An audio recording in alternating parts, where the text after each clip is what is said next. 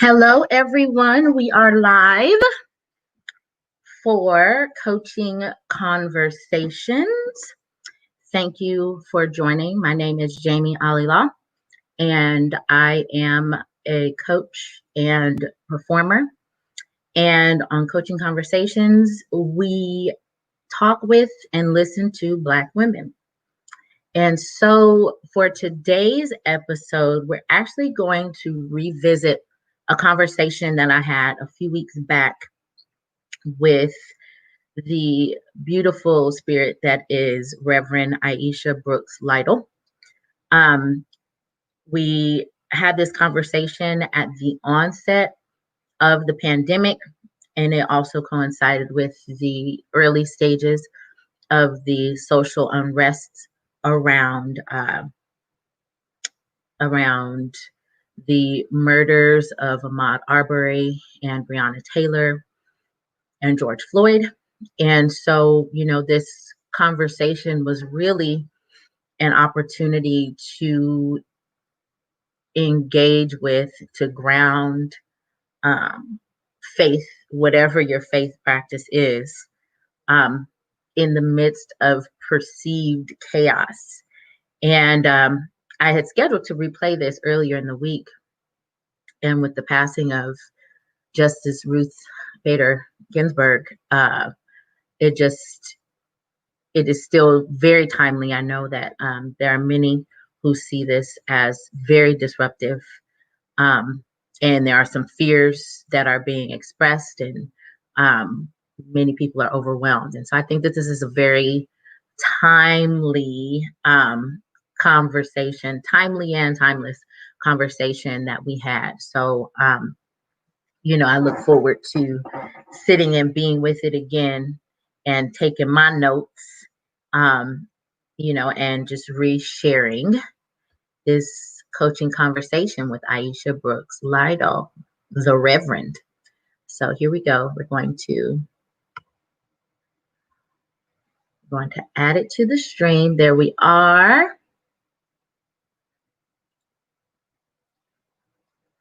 And I will say, this is taken from my Instagram live video. And this was, when I was still learning all of the things, as I am still learning them. So there was a little bit of echo situation going on, but hopefully you can look past that as we have this conversation.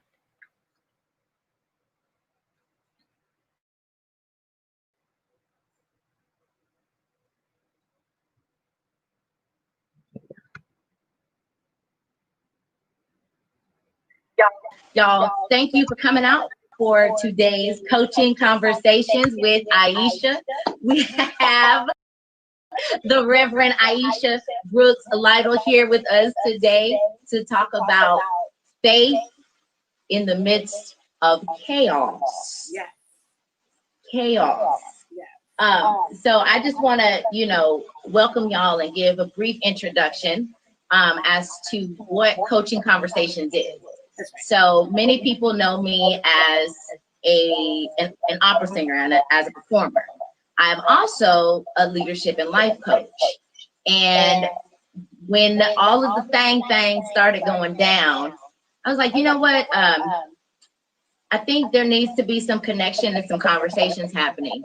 And I have an amazing network of people within my community, and I am blessed by y'all. In private, I just need like hoard it for myself.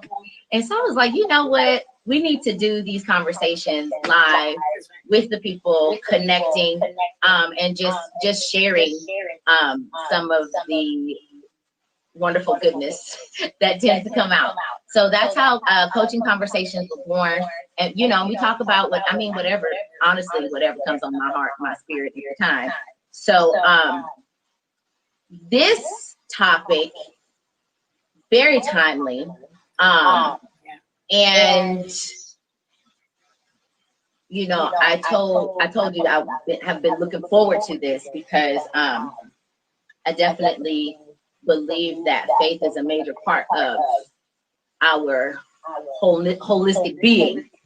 And so I wanted to talk about it in this time. So y'all, I have invited the Reverend Aisha Brooks Lytle to come join us on today to talk about it. And I will just share my introduction of who I have known the Reverend, the good Reverend to be. Aisha. I am a staff singer and church member at Peachtree Presbyterian Church here in Atlanta. And we were having an installation ceremony for one of our pastors. And I look out and I see the sister, on the pews. I was like, okay, I see you, blonde locks. I see you, red lip. Okay, ma'am. Yes, I seen it. And then she got up and spoke. And I said, okay, I need to know her. I need to know her. So we connected at the church's Black History Month concert. You were in the audience, and afterwards we spoke. And I said, we need to talk. We need to meet something. And we fought and struggled and clawed to make that thing happen. And, it ultimately ended up having to be a Zoom conversation because, life in the times of Rona. So, so we had that conversation, ended up talking for hour and a half, 2 hours, talking about everything. That's right. And so it was just really clear to me. I was like, would you please come on and have a conversation? So, Ms. Reverend, thank you for coming. And I'll just share what my intention for this call today is. It is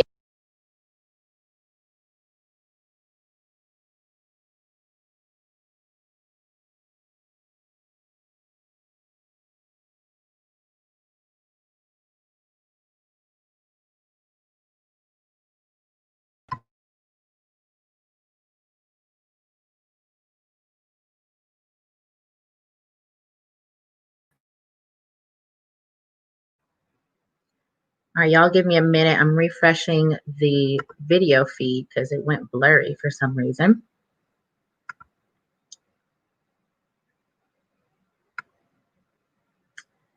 I want this to be right because this is a necessary conversation.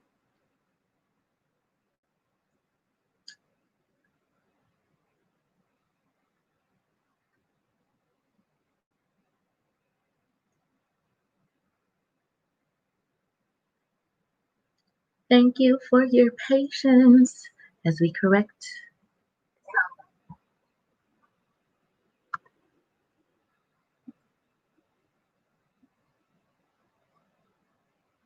Okay, here we go.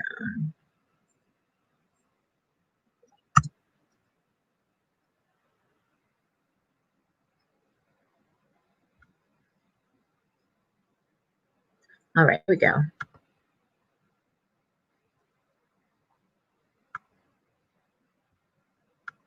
What my intention for this call today is, it is connection. It is my desire that we all leave this call with more of a sense of wholeness, inspiration. Hey, if you're activated, I love that as well. Empowered, joy. I would love for us all to walk away from this with some joy. So Reverend Aisha, share with us, who are you? What would you have us to know about you? Sure. So my role here in Atlanta, I am the executive presbyter for the Presbyterian of Greater Atlanta. If you're not Presbyterian, our denomination, we don't have bishops. We just have leaders who work together in groups, and then spiritual leaders that convene those groups. And so the Presbyterian, we've got about 85 congregations, 26 new worshiping communities, and amazing staff. And we're a lot of Presbyterians all around. And so I get to lead that. And so I've been in this role for over 2.5 years. I am a Philly girl, born and raised, and I guess I've been Presbyterian about 20 plus, more than that, years of my life. But grew up Baptist, and the Lord plunked me over into Presbyterian land, and I've been serving ever since. Things about my public persona, or people that know me, know that I experienced widowhood not long after I came down here and laid to rest my late husband over 20 years. And so there's something about life and grief and resilience that is part of kind of the fabric of who I am. I was also a jazz vocal performance major in undergrad, hence our like sister girl. And She also, sings, y'all. I also She think sings, we're like y'all. related. Like in my mind, when I saw your picture, I was like, is my cousin down here? Like I think we're cousins. We are probably cousins. We are probably cousins. It doesn't make sense when I saw you in the room, and I was like, that was like me. Like I was like, I gotta be focused and go sit in the pew and say my words. But I was like, why is my cousin in the choir? So just the connection with just, being brown and vocal and eclectic and all that kind of stuff. So again, I have a jazz vocal performance background, so I do sing and write and all those kind of things. So I see myself as a artist, creative musician who just so happens to be a Presbyterian minister, who just so happens to be the executive presbyter here in Atlanta. Okay, so you touching on stuff already, so that's wonderful. So I would like to ask you, what is your intention for today's conversation? I think what I really like about what you're doing is that it's an invitation to play. And so for me, it's can you and Jamie play in front of folk? And by playing together, you know what I'm saying? Because that's the other part of a pandemic. Like, you're still human. You were still created to glorify God, to enjoy God forever. That's one of our confessions. The Westminster Confession says, "What's the chief end of man? It's to glorify God and enjoy God forever, even in a pandemic, even in racial and social unrest." And so this is an invitation to play. And you can talk about life and pain and all the other things, but you can also play. That's my only intention, is to talk life and play out the public. I love it. Talk life and play. Well, ma'am, I asked you beforehand, but would you do me the honor of just leading us in prayer and setting the atmosphere as we go forward and play? I can do that. I will pray. Please pray with me. Jesus Christ, Son of the living God. Jesus Christ, Son of the living God. Jesus Christ, Son of the living God. Have mercy on us. Jesus Christ, Son of the living God, have mercy on us. We need your love, we need your mercy, and we need your grace. We invite you into this place and into this space where we talk and we play, and we enjoy your presence, even in the midst of difficulty. Remind us that you are here with us always. Through Christ, our Lord, we pray. Amen. Amen. Okay. Thank you. Yes. Yes, ma'am. Yes, ma'am. Yes, ma'am. Come on. See, okay, we're gonna start because and I'm gonna read this question, because this is when I said, when this came to me, I was like, oh, I like this one.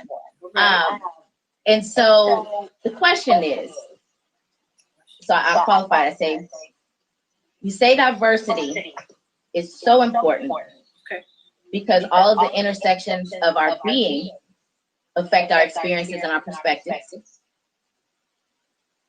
And this is essential to obtain a more complete view, right? The connection with these diverse perspectives. So how have your many intersections, you've already told us, right? You are a presbyter, you are a jazz singer, you are a mother, you are a Black eclectic woman, you have been widowed, all of these intersections. So how have your many intersections of identity informed your spirituality? and also your place in the spiritual community. I appreciate that. Y'all trying to get me on the first question. Girl, listen, I was like, since we playing, let's just play. And take it where you will. Yeah. So I'll say it's my mother was always about know the exact address of a biblical verse. We will find it. But I believe it's 2 Corinthians where the Apostle Paul says, I will be all things to all people, like to the Jew, I'm a Jew, to the Greek, I'm a Greek, for the sake of the gospel. And when I was a kid, that really resonated with me, that if you are in tune with all the places that you intersect, all the places where your whole being is really a both and, right? That you've got the Spirit of God that's in you, but you're a physical being, or you hold more than one identity, right? For me, I'm Black, I'm female, I'm a mom, I'm an American, I'm an African, like all of these things are intersecting. And so for my spirituality, if God needs to pivot or highlight one of the intersecting points for the sake of the gospel of Jesus Christ, then may it be so.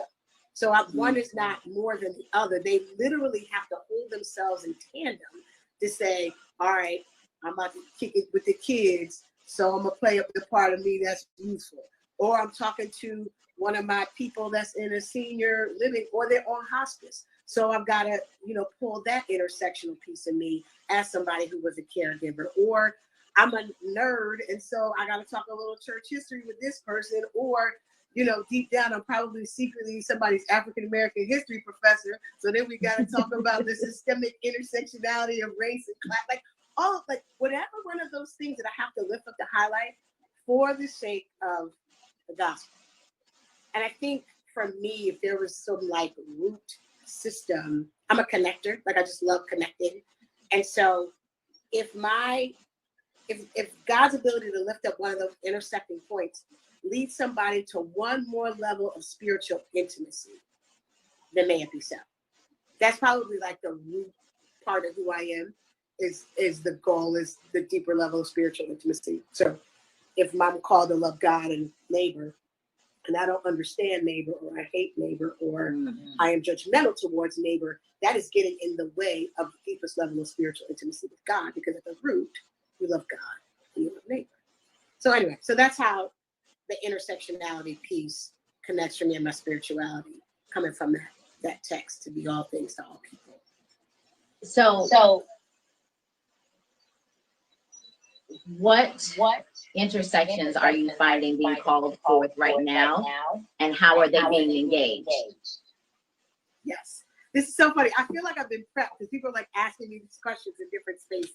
So, which is awesome. So we're in a global pandemic where the church, the mainline church, has had to become digitized overnight. The weekend of March 15th, for mainline denominational churches, if you're Presbyterian, Episcopalian, Lutheran, Methodist, more American Baptist, you've got this more institutional, and that kind of thing. Or if you're just in a denominational branch where being digitized was not part of your language, the techie side of who I am and social media side of who I am got tapped just like that. So my girlfriend, she still calls me a Black Jetson. If you're not old enough to remember the Jetsons, it's the cartoon where they're it's super in the future. You've probably seen the meme, right? The Jetsons were low-key. Oh yeah. Because and I know the Jetsons. I know you know. You're all like me, right? Yes. So the watch and the working out on the screen, and somebody said I'm just waiting for Rosie, the robot, to clean my house. When we get please Rosie, and thank you. And thank you. Then I'm ready to go. So the intersectionality of being a blurred, right? Like a Black nerd who's digital and engaged in social media, and I'm okay with that. So you got that piece. You got a pandemic, the racial piece of this, where you're oh my gosh, folks that have never talked about Black Lives Matter a day in their life has had to do a crash course on at least a 400-year history of what is going on in America. And then the other piece for me is I probably live more in the middle. And so I have people from liberal to conservative, be it theologically, be it politically, or what have you. So I said to somebody, so just take those three things of being kind of a middle of the road kind of person, a Black digital type person, just being Black and having language around that in majority space and digital stuff. Somebody said, how are you doing? I said, I feel like imagine you're in a living room. You're with your whole family. And you're the youngest person and you're the closest person to the door. And somebody needs the remote control, somebody needs a bowl of ice cream, and somebody needs the air conditioner turned down because they're getting too warm, but they still want their blanket. And so that's how I feel. Like I'm like, all right, log on, stream this, talk about that. All right, Black Lives Matter, 1619. You know what I mean? Hey, right, left, in the middle. How can we talk together? I mean, just up right here, right here. So I feel like some of the core pieces of who I am are being tapped, which is okay. That's just the real question is how will you pace yourself? Because think about what bowl of ice cream you want before I jump up and get it. Make sure the remote control is not sitting in the cushion by your thigh. You might be able to get that remote control yourself. But, listen, come on. Listen, before I get up and change this air, maybe you just need a glass of water to calm down. Maybe the air don't need to be changed. I don't know. So before I jump up and do all these things, let's see let's see. So does that make sense? Okay. It makes all the sense, which is why we are pivoting on, because I told you I might start with one or two questions. I was like, but we talking, okay? And as we're talking, I'm listening and we're engaging, right? So one of the areas that you and I connected on, that I came to you on, is I'm definitely experienced and practiced in being in majority white spaces, including churches. What has been, and you mentioned being an African American historian, right? So in my personal journey, I grew up in a mostly white suburb, went to college, and one of the first things I did was like, a horse in the desert, running the water. I started taking African American studies courses, Pan-African studies, minor, all of that. So I'm like, so that's going into me. And so I've been experienced, I'm an opera singer, right? Again, another majority white space.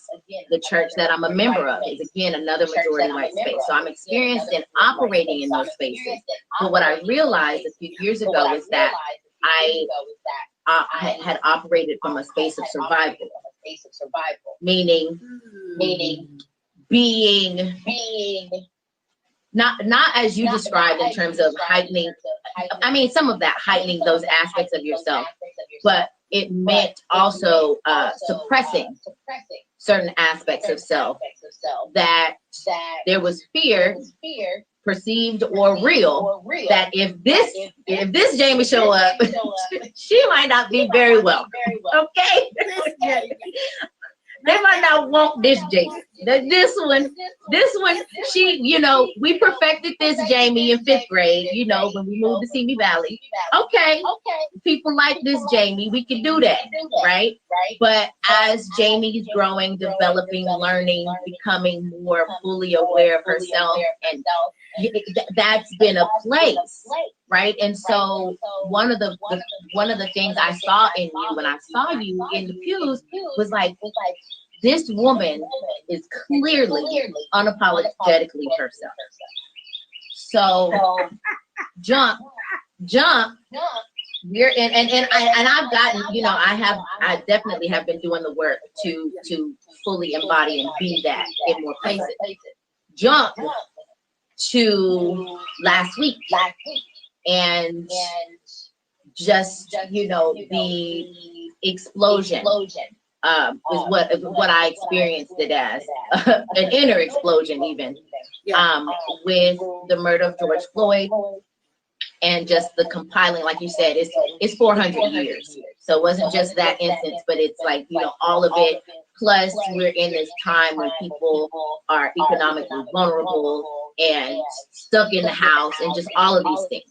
So I personally found my voice open wide up.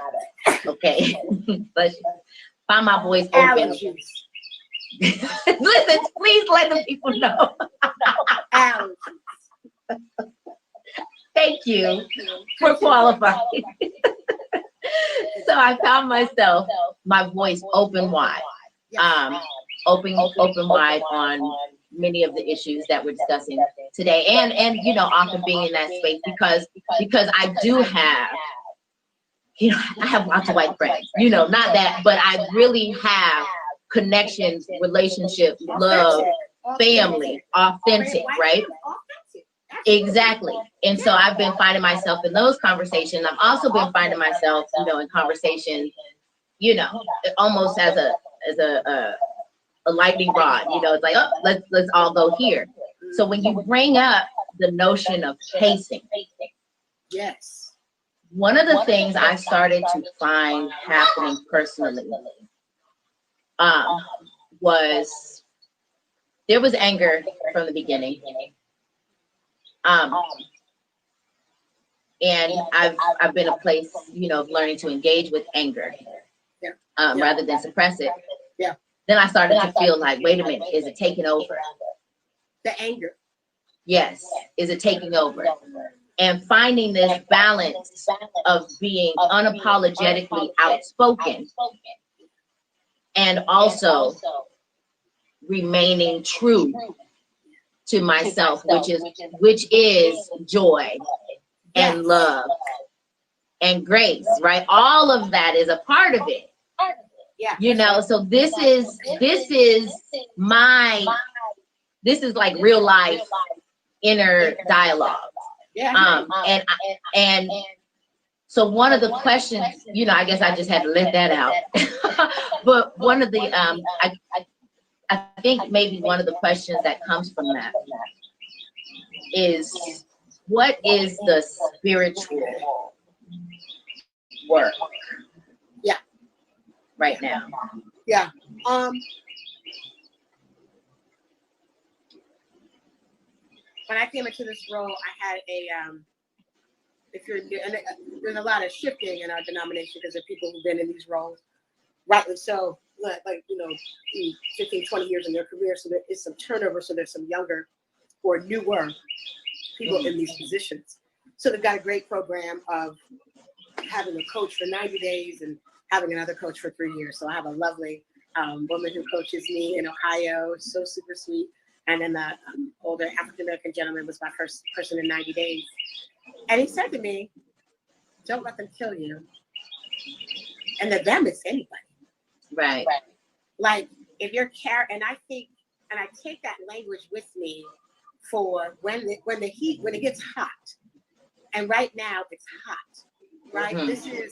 This feels like a reformation. If there's a shift in the church and in the world every 500 years, this feels like, and I was watching a couple of commentators who say this feels like the next 400 years from when, you know, they brought enslaved Africans over here. So in the sense that this is big and the heat is hot, don't let them kill you. Whoever the them is, because they can be anybody. And so part of it is, I think in this season, anybody who's going to do justice work, prolonged justice work, undoing systemic work, has to have some level of contemplation, particularly for Black people, particularly. And I love self-care language, and we talk a lot about that. But I mean that real internal, like mindfulness, like sit down somewhere and be still. I'm not sure if you're familiar with Tricia Hersey here in Atlanta. They just did an interview with her on NPR, but she's in charge of this thing called the NAP Ministry, which is the thing. It is amazing. Yes, ma'am.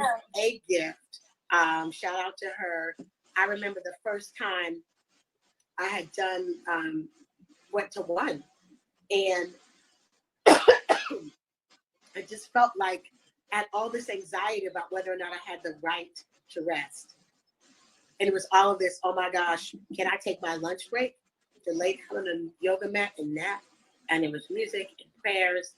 And I just had this image of, felt almost like an image of an ancestor, if that makes sense. And like, I was like in that kind of middle in between of like falling asleep and not falling asleep. And it was like, she had like kind of like a head wrap thing on. And it was like she passed by my face. This is all kind of in this weird dreamscapey kind of thing. And it was almost like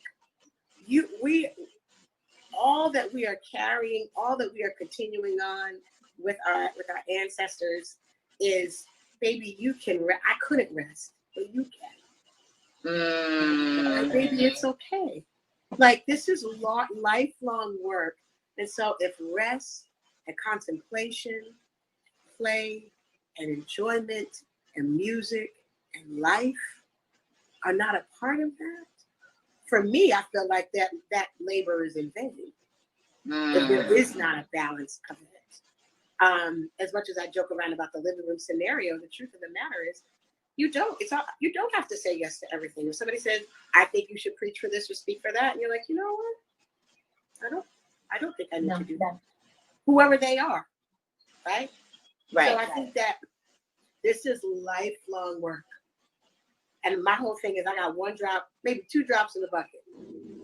So and so I'm like, if I see a little bit of chant, like, whoa, I think, was that the drop? I am a drop in the bucket. Like, that's it. I was having a conversation. Bishop Wright is the Episcopal bishop here in Atlanta, and that was, we had lunch. He said something to the same effect. He said, "You see this? We were eating Thai food. He said, you see this bowl of chicken and broth? That was drop. That's it. That's all." And I was like, dude, well said. So I think I love Bishop Wright. He's so great. I mean, I just think and that's the other thing, is listening to the wisdom around us. Like, I am not one of our pastors, Brady Radford, an amazing preacher and prophet among us. And he just said, he put on Pentecost, he said, preachers, don't feel like you got to figure all this out and translate everything that you've seen for the Pentecost sermon. He said, this is a 400-year-old soul cry. So pace yourself. So it is about, because I think, and trying to set people up so that they can do their own work. If I don't do my work and am still as a resource, right? Especially if you're a Black person who's an educator and a bridge builder and a translator, for the rest of your life, you're going to be called on to serve. If that is the gift that you have in that way. There's some people, that's not the call that they get. But if you know that's yours, then you have to retool and do that. Like I said, I've got my older white woman person, in Ohio. She's like, what do you want to accomplish today, Aisha? I'm like, girl, I don't know. I'm just surviving this week. I'm just keeping hope alive. Well, that sounds like a good plan. I think so. So I break it down with her once a month. Also, one of our colleagues in our Presbytery is a mindfulness coach. And it's great. I mean, he can hear the sighs and gives me breathing exercises and helps me frame, and that's great. But at the same time, what I realized was, what I don't have right now is making sure I have a colleague or a Black professional to make sure that I am navigating the nuances of being the kind of Black person that I am in white space, so that I don't burn out. So that's sort of even when you think you have everything in place, there might be something else you need to add in. Right. And on top of, shout out to my homegirl Terica, Body Black Tea. She is my workout trainer, but she is also, are you breathing? Are you, she's doing that work too as well. So I think it's just putting all the things in place. Yeah, I think I answered that question. Yo, you definitely, and what I'm hearing, standouts for me are the importance, the essentialness. Well, first off, that this is a lifelong work. Like you said, we're starting another 400 years, right? And we're dropped, right?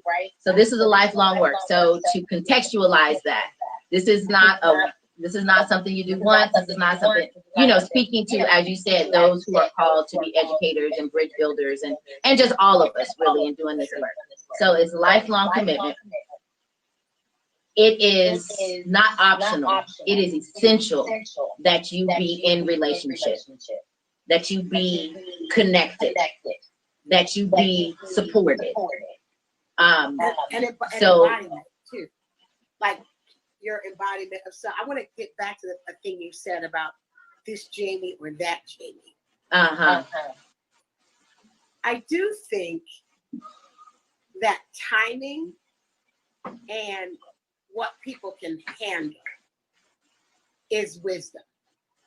One time, and my son will make fun of me, but we were having, when they're growing up a little bit in the Lord, you know what I'm saying? They're going from tiny top of Christ to that teenageration of it all, right? And we had a little disagreement. And I said, you don't want that. You want me to be your mom. Right. But if you keep coming at me like you coming at me, you will get that ish. You ain't ready. And the other thing too is I do think that sometimes there's a place to get a glimpse, to get a I think it's all right. I think that yes. I think it's all right. But again, all things, all people, that ain't, and I get what you're saying, right? Like, sort of the most raw part of who we were growing up, right? I call it the unfiltered Aisha, right? And like as the days get like, right, I don't tell people past about 7, 8 o'clock. Because after 9, 10, 11, 12, I'm just gonna say it. That Aisha's gonna start answering some questions. And I do think what we need to own is that we really have been put through the refiner's fire. Yeah. So that Ish and that Jamie, that was fine for whatever that was, but it doesn't really fit the culmination of who we have become. Now, if you need to give you a glimpse, meaning the very direct, no nonsense, I mean what I say and I'm saying what I mean kind of thing. That's that Ish or that Jamie. But also, I want to own the maturing process. I want to own the refining process. Like this, there's like 45 years in the making of a little brown girl in predominantly white space since 8 years old. And watching and taking notes with like a little Doc mixed up. I got a little glass. Is that what racism looks like? That looks like elitism. I don't know why you treat that person over that person. I thought we were all created equal. Flip. Like I was just taking notes. Little Isha's been taking notes since like 1984. You know what I'm saying? She's been documenting. And so there's a way of how being black and white space, especially if you were as a kid, that you're just taking this.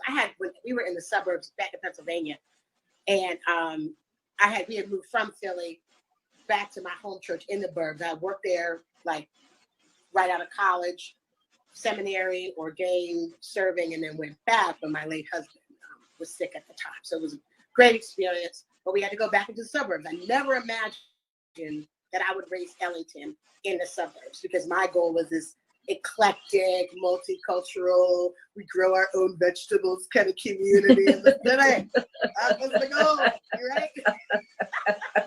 And we were in Ellington was in school, and they call all the time if a kid is getting acclimated to tell you the good stuff, which is not the urban experience. So the teacher calls me. I'm like, oh my Lord, what did he do? And the counselor called, and she said, I want you to know that I just want to tell you about something Ellington did. She said there was a kid who got in front of him and kind of shoved his way in. She said, and Ellington stood there, and his hands went into a little hands, like the office hands, like office, like he had a little office right by his side. She said, and then he breathed, and he put his shoulders down, and he lifted his head. And I was like, I had no idea. I don't know where he learned that. She said, whatever you're doing with him, like keep help, like just, and that wasn't a black white issue. It just was like here's a kid who was managing and being like, I could give him that, Ellington. I'm gonna give him this. Like it was just fascinating. So yeah, I think making sense. Just something that happens when these kids are cultivated, even for myself, how you cultivate it in white space and the things that you take away and the notes that you take and the things that you don't say as a kid, and then you, as an adult, you're able to say it in a way that's impactful and effective and really elicits the kind of change that's needed for the long haul, if that makes sense. Yeah, it definitely does. You know, again, going back to those intersections, you know, those have informed my experiences, which is what now, you know, equips me, I guess, to speak in a language that can be translated by many people. And what I hear you saying is to own that, to own the relationships that you have developed, to own the ways in which you have grown and expanded, and even to own that Jane. it's all in here. It's all in here, you know. But because she's here. She's here. I used to try to pretend like she wasn't here. I used to try to pretend, but it's like, no, sis is here, and she has her place. You know, like you said, you need to just. You did that. I know exactly what you just said. No words necessary. No words necessary at all. Listen, I'm about to go into these comment sections. Let me see who said something. Let me see. So Lena Turner, Selena sang with me at the Atlanta Opera. She says, great conversation. Having built my career in corporate America, definitely got lots of experience and practice living, working, and breathing in predominantly, sometimes all white spaces. Add to that opera, well, you learn to manage a lot of relationship dynamics. And, you know, and I feel like, you know, to go into what you said in terms of owning the refinement that has happened with us, because I feel like we all finna have to learn that. You know what I mean? Like being a little brown girl in this space, it was a matter of survival, you know, if you will, that encouraged me to learn these, you know, to learn how to relate with different people. Yeah. Not everyone has been required to do that. And so I feel like now we are all being called forth in that. And I don't know if this is me asking the same question, because it's kind of like a broad question, but in this context where, you know, we're saying that we are all being called to do the intentional work of being able to connect with different kinds of people. How does the spiritual community facilitate that work and engage in that work too? Because, you know, we have work to do within the spiritual community as well in terms of, you know, engaging this conversation. So how do, you know, and I'll quantify this by saying, you know, I had one of my friends posted, and she's like, y'all been in this fight, you know, the general, whoever y'all is, y'all been in this conversation for 4 days asking for answers and solutions to 400 years of problems. You know, you know, so I'm not asking for the magic pill. No, certainly. It's a conversation. There is none. It's a conversation. Yeah. You know, I think in the spiritual community, and forgive me, I saw a tweet, and I'm not going to attribute it correctly, so I won't say who I saw it from. It was a white woman, if I'm not mistaken, the author, but I said something to the effect of, it's not just a shame that there's sin, because I want to differentiate from connecting in a diverse way to dismantling systems of racism and oppression that have made killed people. Yes.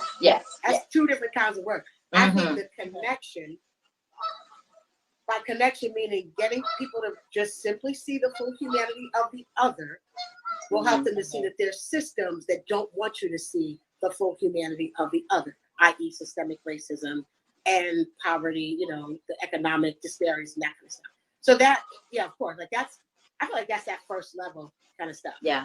But the tweet was something to the effect of, the sin of racism is God's calling us on the carpet, the collective world on the carpet for it. But the fact that the language was the fact that we use the Bible and God to sustain it. That.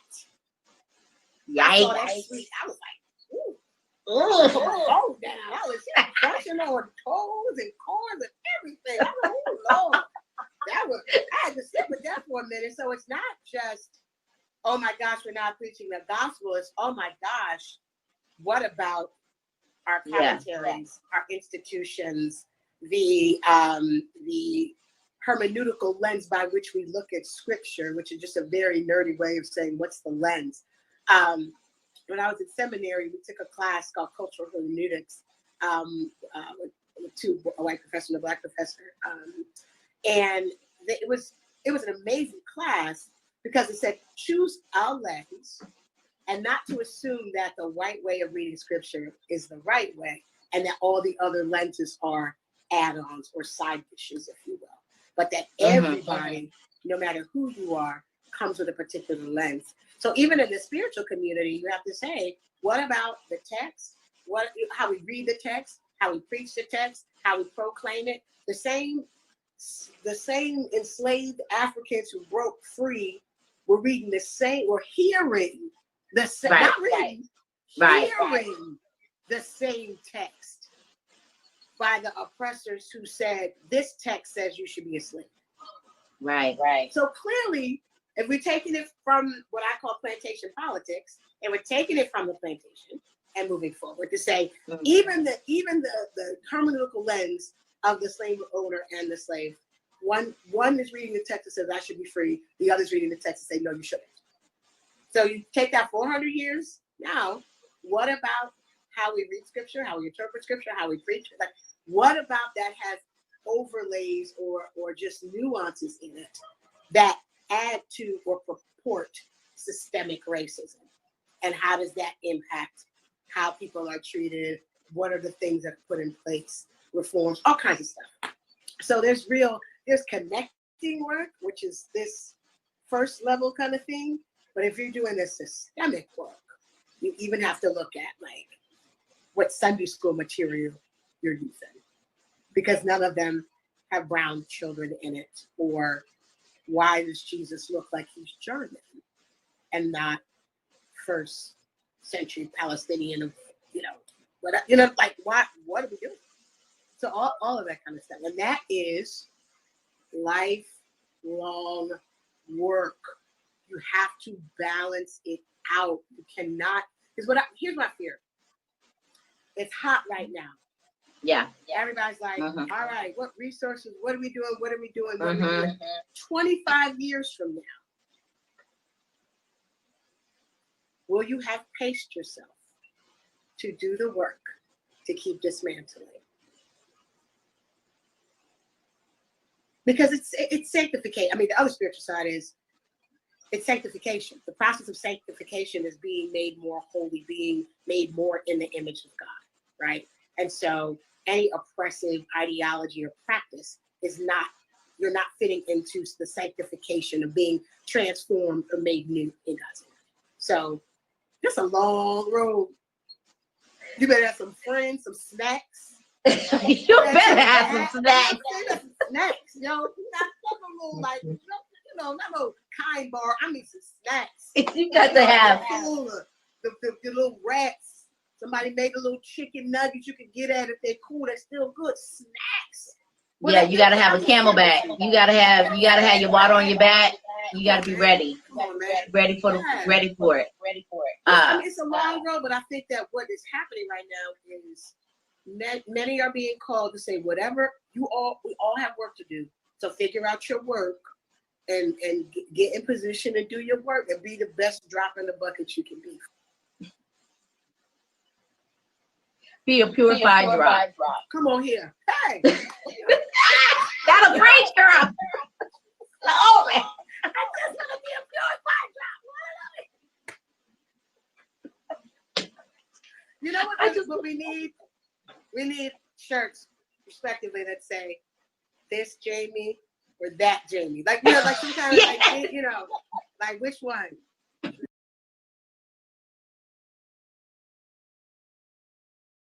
Which one? You get to choose. You get to choose. You can get with this or you can get with that. See how we all do Give it this. Give it this. Or you can get with that. I mean, we all gonna find out. I mean, listen. It's I love that you brought it to that place of sanctification too, because I feel like for those in the Christian community who have heard that term, we recognize that it is a lifelong process and transformation. Right. And that includes justice work. That sometimes sanctification is for me, so I'm this super pure, perfect Christian, as opposed to my sanctification or being made more holy means my understanding of loving God and neighbor should be deeper and wider and stronger. And that includes justice work. It really does. So that, I think, even making sense of how you process that as well. I mean, I'm really sitting here just blessed with that conversation around pacing. And I think a lot of people, I think a lot of wisdom is starting to say, like, y'all, what does the pacing look like in your realm? That's right. And let me be clear, we're in a pandemic and Black people are dying at record numbers of this virus. Yes. We do not have a vaccine. Yes. I'm so thankful for the people who have literally put their lives on the line to call out for justice. And at the same time, Brittany Cooper was on, she's the author of Eloquent Rage. She was on Facebook a couple of days and just said, I love y'all, this is great, but essentially, please be careful. Please be careful. We got to start pacing ourselves because I'm terrified. Like when I look at just Georgia numbers, I was like, oh, just a Black people. Yeah. I mean, it just hit different. It just really, Whew. So, because I'm, from the position I'm in, I'm always encouraging churches, and this is a digital side too. Like, you don't have to do in-person worship, right? So, like, and then understanding you had an extreme situation. Protest, do it. Like, do all the things. But now let's start thinking about what our pacing is going to be like. And I particularly think about Black bodies and Black vulnerable bodies, and that's the issue. 2 pandemics going on at the same time, So pacing isn't easy, but it's just how do we just keep that in the forefront? And it includes surviving is what I hear. It includes being here. I keep seeing this go around, which I've been enjoying. I've just been loving the encouragement that I've been seeing. But everyone is saying we all have our posts in this. So to just truly engage with who you are, and everybody has to know what pacing looks like for their realm. Yeah, I mean, for me, I joke around and I'm live and all the things, but I'm a type 1 insulin pump wearing diabetic, rheumatoid arthritis, and taking immune suppressant intravenous, medicine every 8 weeks. So it's like, even though I'm like, the people, yes, come on. I'm doing that from behind the screen because I'm like, yes. That's not my role. That's not it. But I'm encouraging, fan the flames, loving, praying, being still, financially supporting, all the things. Yes. All the things. And that's the whole thing. I think what I love is people encouraging folks that wherever your drop is, however you do what you do, that God is with you, right? And to affirm that and to celebrate that. And not this shaming. I don't have place for shaming. It just doesn't help. It doesn't support it anyway. And Mary said purified drop t-shirt. Purified drop. I love that. We might have to work out a logo for that one. We might have to find. We might have to get that one together. Um, so Reverend Ish, preach Ish. Yes, ma'am. You know, we're coming around wind up time. Sure. But you know, you shared, you said, I got my singing bowl. And I said, I know you do. Because I remember you pulled that thing out and I said, you pulled that out on the Facebook. And I was right there. See, there it is. So will you just talk to us for a second about the singing bowl and your use of the singing bowl? Yeah. Uh-huh. Oh, That thing. people can't see it. Maybe they can hear it.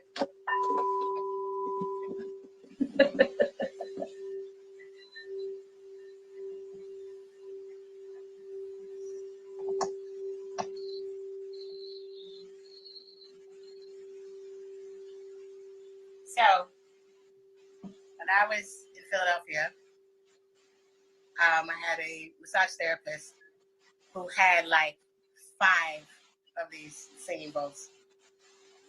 And I mean, I think also as a musician, I don't know if I had to take acoustics. Did you have to take that? It made us. That was like the one science. Yes. not science. Sorry, it is science. Don't have my people coming for you. Do not have my people coming for you. Let me clarify. I was so glad I didn't have to take physics or like I was like, acoustics. Yeah, I can do that. I was like, how do I get through this? But the power of sound and it's resonating in the body and all those kind of things. So this is a G note. And in the world of chakra, all that stuff, if I'm not mistaken, that this one is supposed to be the throat chakra, which is interesting about like how you speak and power of the voice. And so I had ordered this like 2 years ago and it never came to me. And then I was just kind of crying and complaining on the Instagrams. And they were like, what was the invoice number? And so they sent it to me. And so for me, yeah. So now my mom's like, turn down the volume on that bowl. And I'm like, Mom, it doesn't work like that way. But you know, it doesn't like I respect all the different wisdoms that are out there, right? So people that, the chakra stuff and but what I remember the most was when I was getting this body work done by the massage guy in Philly. It was like the most amount of pain I was going through as I was losing Carl. And he just hit all of them. And I physically felt it in my body. And it just reminded me that sound is healing. Mm-hmm. And so for me, when I use it, and I'll just like tap it or just do a little something in the morning, it just reminds me of like the way God's spirit and God's voice will reverberate and resonate within us. Like when you've got to sing and talk about where the sound sits. And I just think about God's voice and God's spirit like sitting in my whole being when I do that. And so, because I love mindfulness stuff. I don't sit as still as I would like to. And so there's whatever little thing I can do so that I'll sit still and be at peace. But everything just reminds me of the Lord because I'm real churchy. So if I hear, a bird, I'm like, oh, Holy Ghost. Like everything reminds me of the Lord. Everything.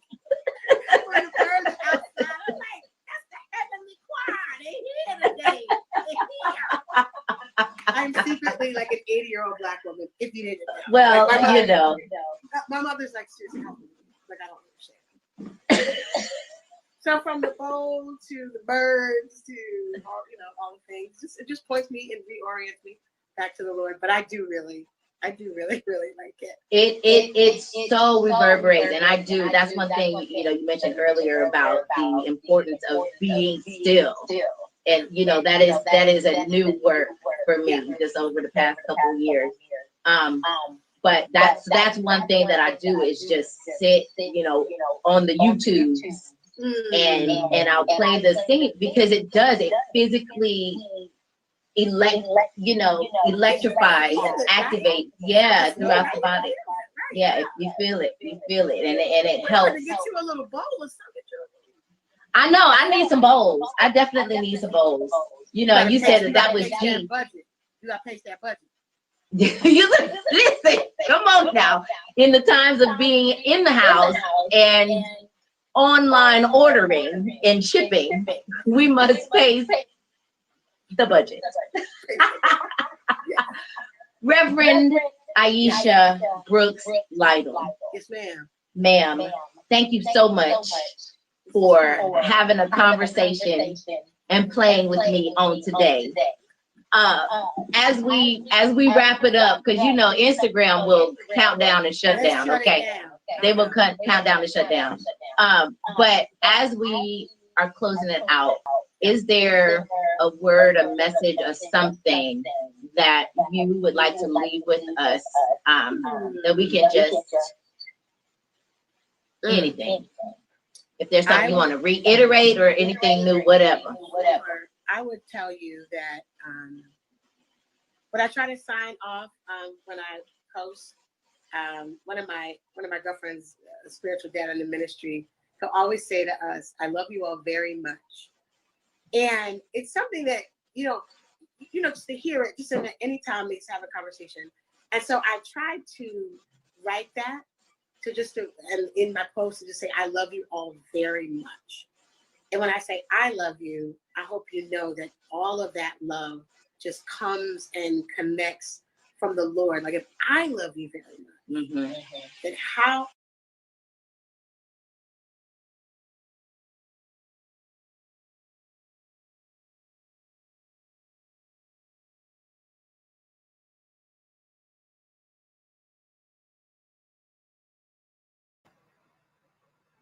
Oh, so sad. That's what happens with Instagram, honey. Like I said, they shut you down at that 60-minute mark. But that was, y'all, I was sitting over here again taking my notes because like I said, we are still in need of these grounding reminders around our faith and just, I mean, honestly, remembering our tools, remembering who we are in the midst of what feels so disruptive, and feels so chaotic to many, as we are still unsettled by a pandemic, as there's been so much death and loss on a, a public level and personal. I since that last airing, I've lost, you know, close family and friends. Um, and it's a challenging time. And that word about pacing is just as true today as it was weeks ago because it's good to remember that this is lifelong work.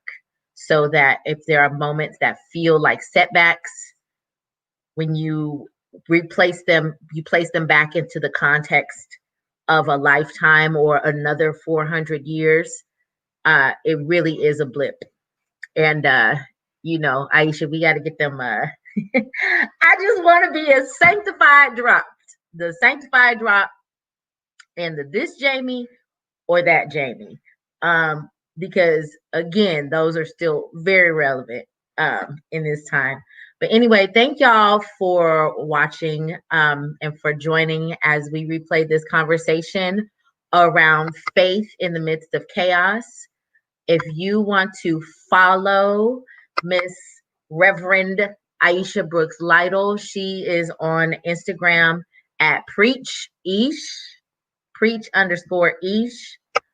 So you can her name again for you is Aisha Brooks Lytle, and so you can find, look her up on the socials. But anywho, I hope y'all will just enjoy the rest of your day this weekend. Rest. Rest is an essential part of the revolution. Make sure that you get and take your rest as we continue to move forward. I love y'all. Till next time.